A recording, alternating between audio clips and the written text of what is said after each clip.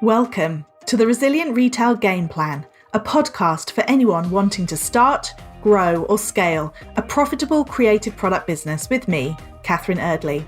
The Resilient Retail Game Plan is a podcast dedicated to one thing, breaking down the concepts and tools that I've gathered from 20 years in the retail industry and showing you how you can use them in your business.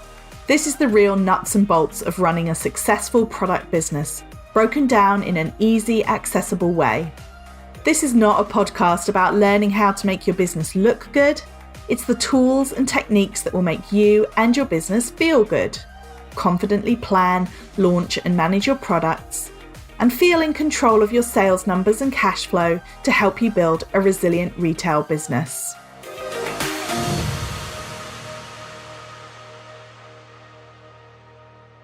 Welcome to episode 22 of the Resilient Retail Game Plan. My name's Catherine Eardley and I'm your host as well as the founder of the Resilient Retail Club. The Resilient Retail Club is my membership group for creative product businesses and you can find out more at resilientretailclub.com.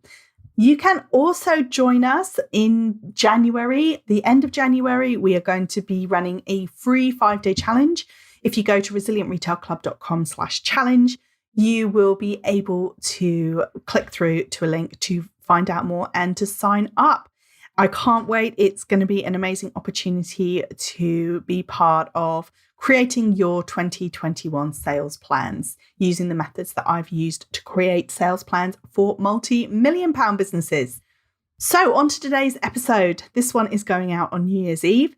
And I thought that New Year's Eve would be the perfect day for us to talk about a bit of a recap of retail in 2020 and a look forward to what my predictions are for retail in 2021. And what a year to look back on.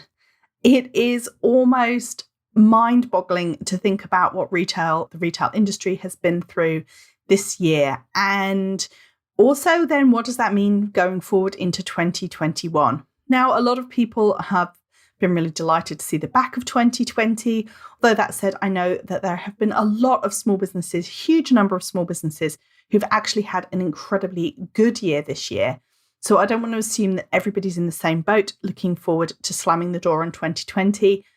And that's one of the things that I wanted to talk through because a lot of the top line headlines coming through the news this year about retail in 2020 have been about challenges. They've been about big names going under. And they have been about things like food shortages or supply chain problems. So there's been a lot of negative press, but I think that is hiding some really interesting stories and some really positive stuff as well. And that's what I wanted to talk about. So then jumping into 2020, what can you really say other than that this was the year to expect the unexpected? If you think about the challenges faced this year by the retail industry, and particularly the supply chain that feeds it, this cannot be underestimated. And one of the things that I found really interesting was that earlier this year, when there was so much talk about problems with shortages, whether it was food shortages or the shortages of essential supplies like toilet paper, for example, a lot of people were pointing fingers at hoarders or panic buyers, people who were stocking up and making it really difficult for other people to get their hands on some of these things. However, I actually think that the truth is rather less interesting or more interesting, depending which way you look at it. But actually what happened was that simply a lot of the time with the big retailers in particular, so much of the supply chains are set up to be very, very finely tuned to demand. So it's all based on forecasting. And the trouble is that as soon as the demand gets out of the sort of bounds of normality, if you like, then it's very, very hard for these supply chains to keep up. So take toilet paper for an example. Even if you had everybody in the country buying one extra packet than they would normally buy, and that would be enough to pull forward a lot of products that were in production or basically strip out a lot of stock that would normally be sitting in the stores. And you can't really speed up production on a lot of these things. They've got longer supply chains, from wood pulp to plastic wrappers to toilet tube inners. So for me, the story wasn't really about necessarily people causing these problems. It was just about how finely balanced a lot of supply chains are. And we don't really think about this in our day-to-day life. Our food comes to the supermarket, we purchase it, we take it home, we don't really think that much about it. But actually, it was a major disruption to supply chain. So, for example, another reason I don't believe it was all about panic buying and hoarders was that because 40% of the money spent on food in general, in a normal year, 40% of the money that is spent on food is spent outside the home. So that means 40% of the total amount of money spent on food and drink would be taken up by people going to coffee shops or buying their lunch at Pret or going out to eat. And in March, what happened was a lot of people no longer were eating out outside the house. Well, nobody was eating outside the house in March when we went into full lockdown. So all of that spend that was normally happening outside the home was then shifting into supermarkets. So if you think about it, again, what I find so fascinating about consumer behavior and about these sort of big patterns that happen across the whole country is that, again, if just a few people are no longer buying their sandwiches outside the home, but they're buying a loaf of bread instead, then all of a sudden that bread demand goes through the roof, and then the companies really have to struggle to keep up. So for me, that was just a really fascinating reminder, because I'm a big geek when it comes to numbers and thinking about how forecasting works and thinking about how supply chains work. So for me, this year was just a really good reminder that a lot of these big retailers, they're working off patterns, they're working off forecast demand. And when something happens that completely changes the way that we live and work and the places that we eat and all the rest of it, then it has a profound impact on the retail industry. So for me, it was a reminder of not how much it got messed up when we went to lockdown, but actually how good so much of it is most of the time, how these big retailers are able to adjust to demands, are able to forecast seasonal shifts in our purchasing and keep up with all of that stuff. And it was just a really interesting challenge to think about how they must have been dealing with this uncertainty. This has been one of the most uncertain years that I'm sure any of us can remember. And that has been really, really difficult. So some of the research that I was looking at for my Forbes articles came from Capgemini Consulting. And they were talking about how only 39% of retailers felt confident predicting their festive sales this year. Actually amazed that it was as high as 39%. Last year, it was 55%. So 15% or 16% fewer people felt confident predicting their sales. But that has been the really, really tough thing for retail. Maybe not so much for small retailers, because small retailers can pivot and change and be much more flexible. But for the big retailers, I think that this uncertainty, so customers not being certain, which means that they'll be buying less, but also just not knowing exactly how to predict. I'm just very glad, to be honest, that I've not been in a situation where I've had to put in predictions myself this year, because it must be very, very hard to really predict sales patterns in just a year unlike any year that anyone has ever seen before. So what else has characterized retail in 2020 apart from massive uncertainty? So I think one of the big things, obviously, there have been some very high profile victims. For example, Debenhams and the Arcadia Group both going into administration in the same week. There's an organisation called the Centre for Retail Research. They keep a log of businesses that have gone bust in any particular year. And according to their figures, 52 retailers have closed in the UK this year, which is affecting 4,726 stores, which is huge. And it's actually more than 2018 and 2019 combined. And this has led to a loss of 95,227 jobs. So clearly the bigger retailers are still really hurting. The depressed customer spending will not have helped at all either. Arcadia and Debenhams may be the biggest names to run aground, but there's actually a really long list of some very well-known businesses, from Bon Marché to Cath Kidston, TM Lewin, Laura Ashley and Oasis and Warehouse, all going into administration this year. It's something that I've talked about in previous podcasts. I don't know how much I would say that the pandemic itself is responsible for these public failures. I think that it will not have helped for sure. And I'm sure a lot of the businesses that had some kind of buffer or some kind of safety net will have had that safety net removed because of store closures, because of depressed spending, particularly when you think about clothing businesses. There's been a real collapse in clothing or fashion, not all clothing, I should say, because actually there have been some great sales on things like t-shirts and loungewear and sweatshirts and that kind of thing this year. But actual sort of fashion, leaving the house clothes, that kind of thing has all had a real collapse in demand, which will not have helped certainly people like TM Lewin, who are a formal wear business. But I'm not sure that I would say that it is all down to the pandemic. I think that the pandemic has just really taken away that last buffer from anybody who was already teetering on the brink. I think for me, looking into 2021, I'm just not really sure how much longer this list is going to get. I think the thing that's scary for me about people like Arcadia and Debenhams, it's not really a question of how could they possibly have failed, because I think we've all been very much aware of the fact that Debenhams and the Arcadia Group, neither of them are exactly inspiring or exciting retailers. For me, the question is not why did they fail, but the question is who else would you put into that category? Who else would you put into that category of the kind of middle of the road retailer that's not really super exciting, that doesn't really connect with a customer or give them something really exciting to buy? And the answer is really quite a long list still. So I think that 2021 is going to be difficult looking ahead for a lot of retailers. Another really big theme for this year has been the growth in online sales. Again, we talked a little about this a little bit when I talked about Christmas 2020 trends, but really this has been for the whole year. So Andrew Goodacre, who is the Chief Executive Officer of the British Independent Retailers Association, BIRA, his figures say that pre-COVID, 20% of all non-food sales were online. In July, that figure was as high as 50%, and it even now is still above 40%.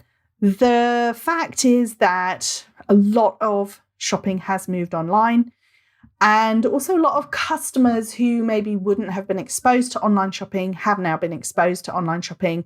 And some people are going to take a long time to move back to buying in physical stores. I certainly don't think it's a one-way street. I certainly don't think that physical stores are no longer relevant. I think, in fact, if anything, we're going to see a certain fatigue, people who are fed up of buying online and actually want to go and touch and feel things. So I think there's going to be some interesting, in 2021, I think it's going to be interesting to see what happens with physical retail. I certainly think, for me, some of the key features as well about this move to online shopping is to remember that it's not an either or. It's not necessarily that people either want to buy online or they want to buy in store. Often the two are really, really interlinked. So people, for example, are not going to physical stores to browse as much as they were. They are not going to just look around and have a little poke around the shops. They are going there if they know that what they want is in the physical shop. And so there's a company called Near Street. It is really interesting software. And basically what it does is it links together people's physical inventories with online. So you could search for a book that you wanted, and as well as Amazon coming up, you would also find out that the local bookstore has it. So that is, I think, a really big step towards tying together the way that customers are looking to shop. It's not that they don't want to go to shops. It's just that they're very security conscious and safety conscious. They're not necessarily looking to just go and browse. What they want to do is they want to go somewhere when they know that that person has got the stock that they want. So things like Near Street are going to be playing a huge role in encouraging people to shop offline, to search online for things that they're going to then buy offline. And I think that anybody with a physical retail presence would do well to remember that they can help encourage this behavior. They can help encourage the customers to do their research online by showing them really clearly what it is that they've got in store, whether that's through their social media platforms or whether through their website, and then encouraging them to come in and buy so that people will know that they can either purchase online, pick up in store, for example, so click and collect, or whether it's just a question of making it really clear that if you come here, then this is what we've got and this is how you can get it. I think online shopping obviously is going to continue into 2021. People are going to be really interested in purchasing online. And I think certainly people who've got online businesses, who've got a strong digital presence, will continue to see a really strong performance into 2021. However, as I said, I don't think it is right to think of it as an either or. It's not necessarily that people don't want to come to physical space. I think they do, but they just want to make sure that their journey is going to be worthwhile. And hopefully what we'll continue to see is what we've seen to an extent in 2020, which is even with footfall being down, so there are fewer people coming to the stores and walking around and browsing, but the people who do come are there to buy, and they'll want to be able to not just buy in store, but they want to have other low form of contact purchasing, so purchasing online and picking up in store, for example. So I think there's lots ahead for retail and for continuing with that relationship between online and offline spending. And I think it'd be really interesting to see in 2021 how small and independent businesses can access this kind of technology and also get really savvy with their digital presence and keep pushing people to their physical spaces using their digital and their online presence as well. I think something else that's really interesting when you look back at retail in 2020, and this is something that's come up time and time again in the research that I've been doing for my Forbes articles, but that is that, as I said, the top line can look really gloomy. So people are spending less, people are spending in slightly more unpredictable ways than normal, people are purchasing more online instead of in stores. But actually what I think is really fascinating is this resurgence for shopping small and the fact that people want to shop small and to support small and local businesses, and that they are shopping local as well. So there's lots of information here. So again, Near Street, this software that allows people to search, they keep a lot of records, obviously, as to how people are searching and how people are looking to purchase. And what they've seen is that ever since the pandemic, they have seen a really big shift in people going online to find things in the physical offline world around them. So they've seen a tripling in the number of people going online to check stock in their local stores before visiting. So it definitely has been a shift to people looking to shop local. Another person that I talked to was Daniel Wytock. He's the Chief Executive Officer at danielhighstreet.com, which is a shopping website. It's a marketplace that features independent shops. And they have seen a really big movement in people looking to shop local. They've seen a huge amount of interest in their platform. Again, thinking about working from home, that has really driven this movement to stay local and shop local. And he also really feels that the independent shops have just been able to pivot much faster than the bigger retailers and adapt to the fact that people want to stay local and support local businesses. Andrew Goodacre as well, who, as I said, is the CEO of the British Independent Retailers Association. He again has seen a huge amount of creativity and flexibility in independent retailers. And again, he points out that more people are working from homes. So this idea of spending more time where you live and shopping more locally, it's just been really huge. And although it's been very difficult for the city centres and, for example, the West End in London is looking like it's going to have lost maybe £2 billion worth of sales, which is a mind-boggling number.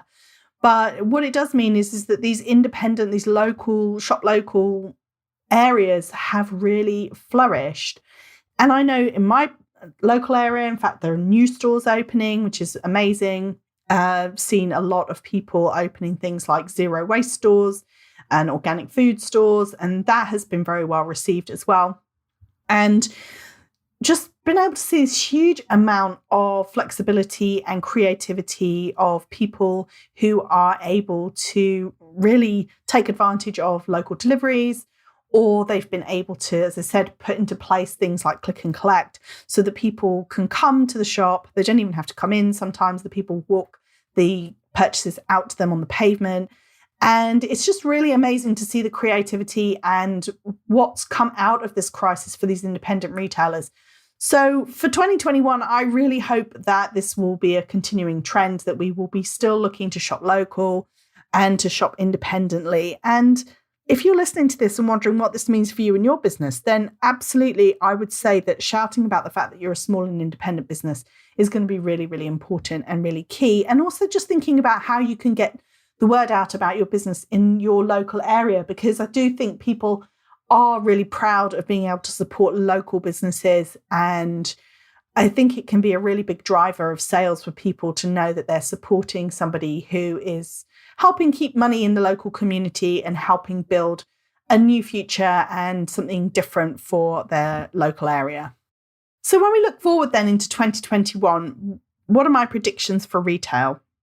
I think that, if anything, 2020 has really accelerated a lot of themes in retail. It's accelerated the move to online. It's accelerated the move towards people wanting to be conscious consumers, so people wanting to buy less but buy better.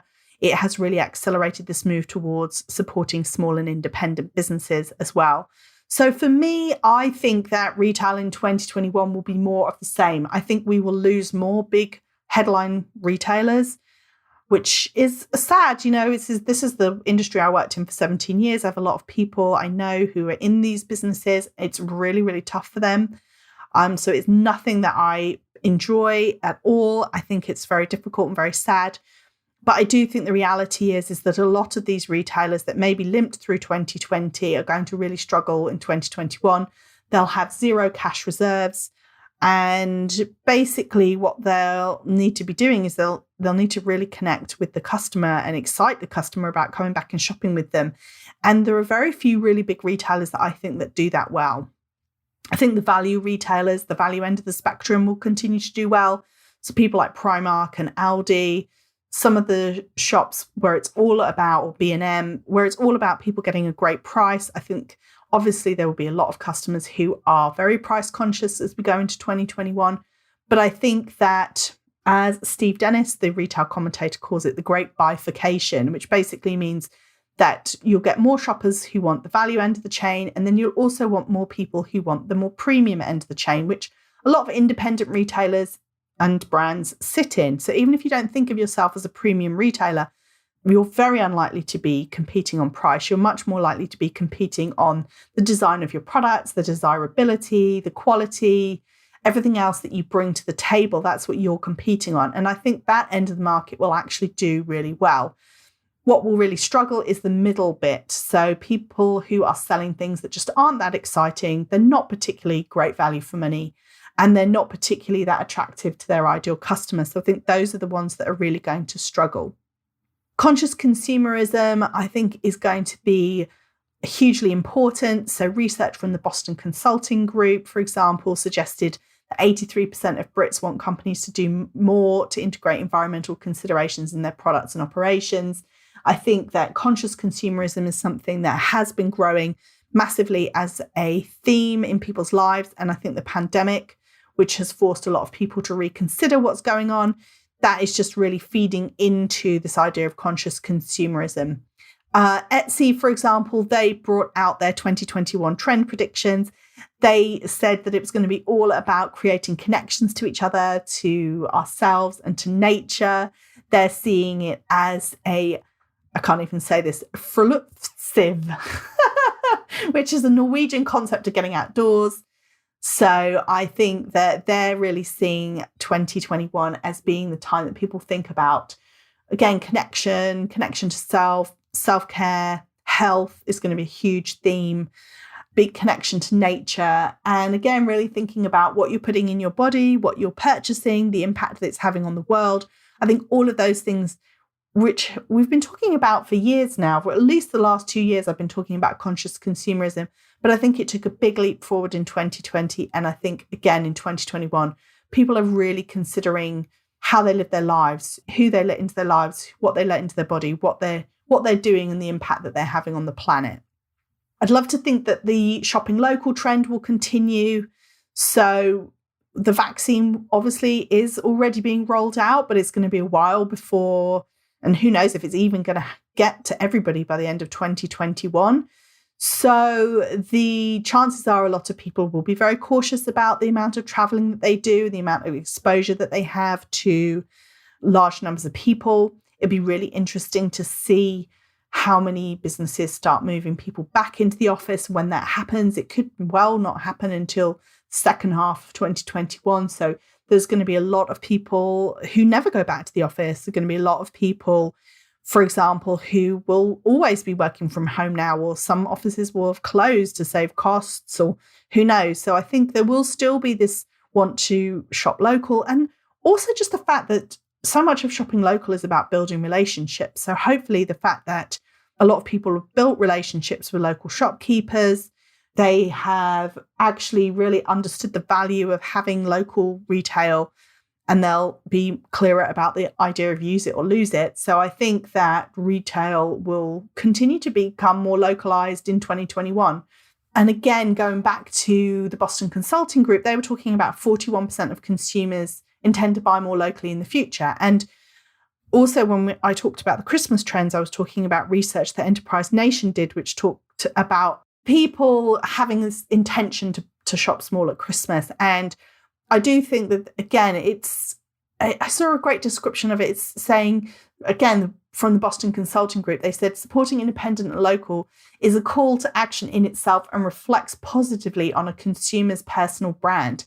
And I think that that's really key. So basically what that's saying is that it's become a positive thing to say, oh, I shop local, I support local. And if that's becoming a positive thing, people are seeing that as people who shop locally are acting ethically and in line with certain set of morals, then I think then that behavior is likely to continue, because it's become very fashionable, very well looked upon to support local. And I don't see that changing anytime. I think the other thing as well, really, that I would mention as a 2021 trend will be technology. So technology is a really interesting one, because that's really behind the explosion in small businesses. As I've mentioned before, 26,000 new e-commerce product businesses started up in 2020. A large amount of that is to do with the fact that the barriers to entry with technology are much lower than ever before. So you can have your Shopify website and your social media account at very low cost and be able to reach a worldwide audience. So I do think technology is going to be important, continuing to help shape retail in 2021. And I've talked about this before, but in some ways, personalization, which is all about giving customers a very tailored experience in terms of the products that they're seeing and the promotions, that will be done by technology, by a lot of the bigger retailers. They'll be looking to use artificial intelligence, for example, to make sure that if you get a newsletter from them, that it's completely tailored to what you want. But small businesses will continue to do it their way, which is often through just knowing your customers. So I think that technology will continue to also shape the retail industry because of technologies like Near Street. So being able to search locally for offline stock using online platform. I think that we're going to see more and more social commerce. So Instagram and Facebook continuing to roll out lots of ways that you can check out now actually in the app, as opposed to even leaving Instagram or Facebook to go and make a purchase somewhere else.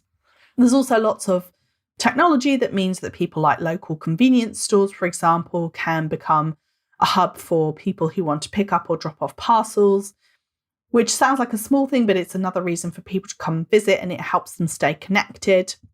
And I think that we're just going to continue to see a large number of marketplaces popping up as well. So people trying to connect small businesses with the customer in lots of different ways.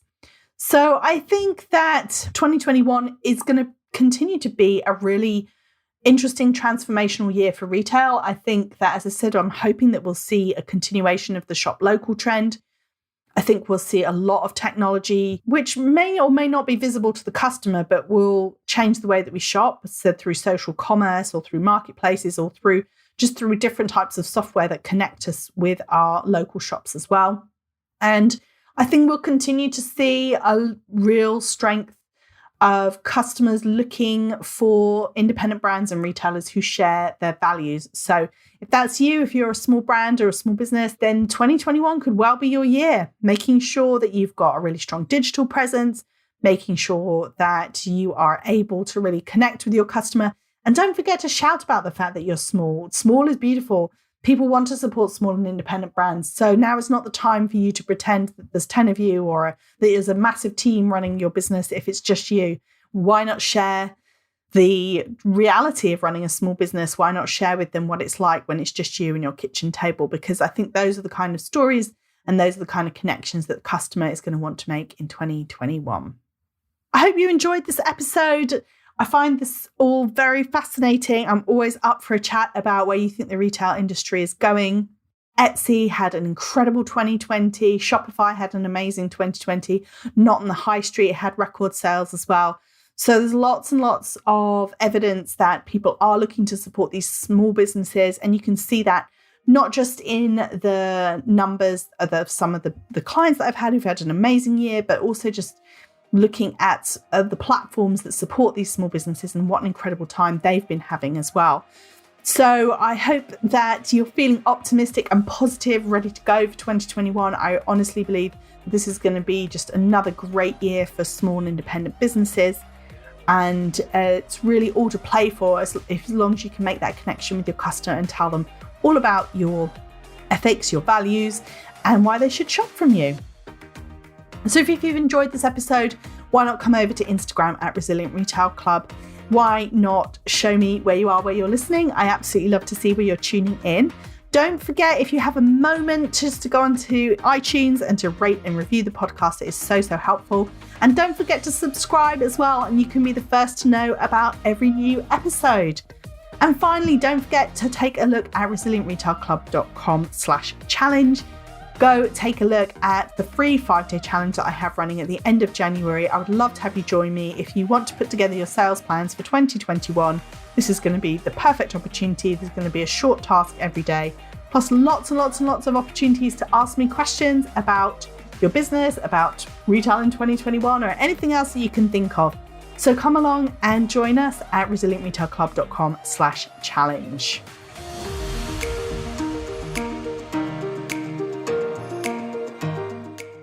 If you've enjoyed this week's episode, then I invite you to check out resilientretailclub.com. The Resilient Retail Club is the membership for anyone wanting to start, grow, or scale a profitable product business. No more trawling Google trying to find the answers to your questions or wading through general business advice that speaks mainly to service-based businesses. Whether you're still at the idea stage or you've been going for a while but want to get more focused and organised when it comes to your business, the Resilient Retail Club is the place for you. With a library of courses tailored to creative product businesses, several live sessions a month, and a supportive and active community, the Resilient Retail Club is the perfect membership to help you hit your goals faster. Check it out at resilientretailclub.com.